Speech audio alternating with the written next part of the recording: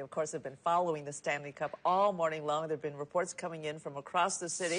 Of course, you know that the Hawks clinched the playoff series last night, 3-2 victory, and that kicked off the big celebration that continues even to this hour. We have a series of live reports for you. We begin with ABC 7's Jason Knowles live in Lakeview. Jason. Well, right now, Blackhawks fans are here at the Pony on Belmont. They are excited. They're hoping to get a glimpse of some of the players. Now, the word on the street is that the Blackhawks will eventually show up here, and so will the Cup, but we're not sure about that yet. What I want to show you right now, though, are the people that are still here. Now, the rain has chased some of them away. You may be able to see them through this truck here, but they are in front of the Pony Inn right now. They are waiting. They are hoping that the Blackhawks will show up. Now, as for the search for the Cup, you can look now, and we will show you the last official sighting. The Blackhawks just tweeted this photo out from the United Center locker room. So this is the latest now on the Cup. And here is the Stanley Cup now before that. Take a look at this video. Before that, late this morning, it was being whisked away from the Blackhawks party at Scout Bar and Grill in the South Loop. And we last spotted the Cup in that black SUV, which sped off. Head coach Joe Quenneville, Mayor Emanuel, Brett Seabook, and Patrick Kane also seen leaving at about the same time in different vehicles. The players spent most of the morning partying at a few different bars, but some were definitely looking forward to taking a nap.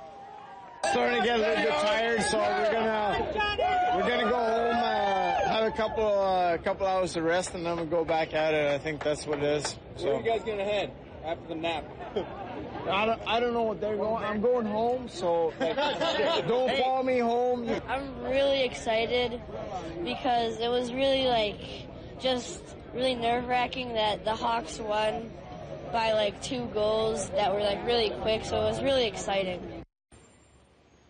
So here's another live look right now at fans who are here at the Pony Bar in Lakeview. Obviously, they are hoping that those Blackhawks will show up. They want to see their beloved players. They are hoping, obviously, to see the Cup. They want to touch the Cup. They want to kiss the Cup.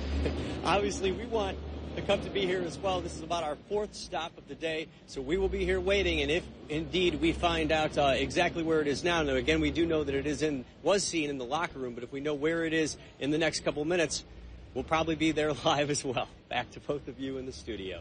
Okay, Jason, thanks very much. Keep chasing it, all right? And, of course, it has been a very long night and a long road to win the Stanley Cup once again. But Coach Joel Quenneville spotted in Hinsdale this morning signing autographs for loyal Blackhawk fans. The coach enjoyed a well-deserved breakfast at a restaurant this morning, and then he was heading home, getting that nap. Yeah, can you imagine how tired they are right now? The victory tour of the Cup began overnight with a big celebratory arrival at O'Hare Airport. ABC 7's Diane Patthew picks up that story, part of the story. She is at the United Center. Diane. And good morning to you, yes. And as you obviously heard Jason say, rumor is that the Stanley Cup is here inside the United Center. We saw that picture from the Blackhawks. Well, from Boston to the United Center, fans were cheering and so happy, of course, after that very excited win. So they couldn't wait to stand by and wait for their players to get home. Some even waited all night long. After the game, they stayed up all night to wait for the players and the Stanley Cup. We got the Cup! We got the Cup! An exciting night and even better morning. The plane carrying the Blackhawks team and the Stanley Cup touched down at O'Hare at around 4:15. They boarded charter buses and went off to their first celebration of the day. Harry Carey's in Rosemont, where hundreds of loyal fans waited. Many never even went to sleep after the game. Just want to be close to action, it's just so much fun to see all the players. They did such a good job, hard work, just want to see everybody. The players arrived to an extremely enthusiastic welcome, and then Daniel Carcillo hoisted the shiny Stanley Cup. Both the fans and players couldn't wait to bring the Cup back home to Chicago. You wait a lifetime for things like this, and I waited 31 years. Inside, the players hung out with their family members, and a short time later, they came out to greet their loyal fans, and so did the Cup, carried by Jonathan Toews. The Hawks fans are fired up, and their coach is very proud. When you win the Cup, it doesn't get any better. I just love the enthusiasm we have from everybody here. And we brought it back, baby! Linda and Judy, of course, a Hawks win is very good for business. This Hawks stand selling merchandise has been busy all morning long. Reporting live outside the UC, Diane Patthew, ABC 7 News. Back to you. Yeah, it's great for the city, Diane. Thanks so much. Now, another possible stop for the Cup is a popular restaurant of the fans as well as the players. ABC 7's Jessica D'Onofrio reports from the Palace in the West Loop. Fans are enjoying the sweet taste of victory here at the Palace Grill, otherwise known as Fan Central. You can see right here that the countdown is now complete. All the X's are marked off. It's what people were hoping for. Now the celebration continues this morning. We love the Hawks and we'll always love the Hawks, even though it's only been a couple years. This morning, Hawks fans are singing songs of joy, relishing the Stanley Cup victory. It's beautiful to see a city that can be subdivided by baseball, united with one sport. The last X has been marked off the countdown to the Cup, and jersey-clad fans are celebrating over breakfast, reliving the last moments of the game. I remember looking, there were 6 minutes left, and I said, there's plenty of time. I'm thinking plenty of time for a tie, not that incredible 2 goals in 17 seconds. That's more than we could even ask for. Many didn't sleep much, high from the win, like Palace Grill owner George Lamperis, who's enjoying seeing customers celebrate over extra cups of coffee. They're talking about the parade. They're talking about last night. There's people here that have been out all night that haven't gone to bed yet. I got to sleep 2 hours. Fans spilled out of the bars and into the streets all across the city overnight. Meanwhile, the T-shirt presses were hard at work at this business on the northwest side, and several Sports Authority stores opened early to sell championship gear to those who could hardly wait. I really want to get a shirt just like my brother, and we actually woke up at 6 because the store opened at 6 just to get the shirts. Now fans are looking towards Friday's parade. Well, we got to figure out the best place to sit, leave very, very early, and just make sure that we're right there in the front.